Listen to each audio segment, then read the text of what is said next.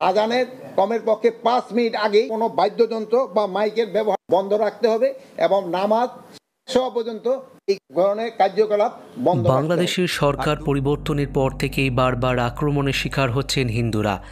এখনও পর্যন্ত সেখানে ৩০০ হিন্দু পরিবারের বাড়িতে হামলা হয়েছে। হিন্দুদের ওপর গণপিটুনির মতো ৪টি বড় ঘটনাও রয়েছে। ১০টির বেশি হিন্দু মন্দিরের ভাঙচুর এবং আগুন লাগানোর ঘটনা ঘটেছে। ৪৯ জন হিন্দু শিক্ষক পদত্যাগ করেছেন এবং বিভিন্ন বিশ্ববিদ্যালয় এবং কলেজ থেকে বহিষ্কৃত হয়েছেন। হিন্দুদের গণহত্যাকারী সন্ত্রাসবাদীরা জেল থেকে মুক্তি পাচ্ছেন। এখন দুর্গাপুজোর প্যান্ডেলগুলিতে আজানের সময় হিন্দুদের পুজো বন্ধ করতেও বাধা দেওয়া হচ্ছে। প্রকৃতপক্ষে বাংলাদেশের অন্তর্বর্তী সরকারের স্বরাষ্ট্র বিষয়ক উপদেষ্টা এবং অবসরপ্রাপ্ত লেফটেন্যান্ট জেনারেল মোহাম্মদ জাহাঙ্গীর আলম চৌধুরী ঘোষণা করেছেন, এখন থেকে হিন্দু সম্প্রদায়ের মানুষদের জন্য আজান এবং নামাজের সময় লাউডস্পিকার বাজানো যাবে না, কীর্তন শোনা নিষিদ্ধ হবে। বাংলাদেশে কোনো হিন্দু এই নিয়ম লঙ্ঘন করলে পুলিশ তাকে বিনা ওয়ারেন্টে গ্রেপ্তার করবে।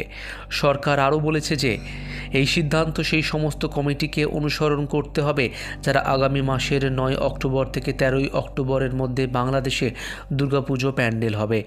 এই সমস্ত প্যান্ডেলে আজানের ৫ মিনিট আগে সমস্ত ধর্মীয় আচার অনুষ্ঠান বন্ধ করা বাধ্যতামূলক হবে। আর আজান ও নামাজের সময় লাউডস্পিকারে স্তোত্র শোনা বা ধর্মীয় মন্ত্র উচ্চারণে সম্পূর্ণ নিষেধাজ্ঞা থাকবে। অর্থাৎ মুসলিম অধ্যুষিত বাংলাদেশে যখন মসজিদে স্থাপিত লাউডস্পিকার আজানের জন্য ব্যবহার করা হবে, তখন হিন্দুরা তাদের ধর্মীয় আচার অনুষ্ঠান এবং উপাসনার জন্য লাউডস্পিকার ব্যবহার করতে পারবে না।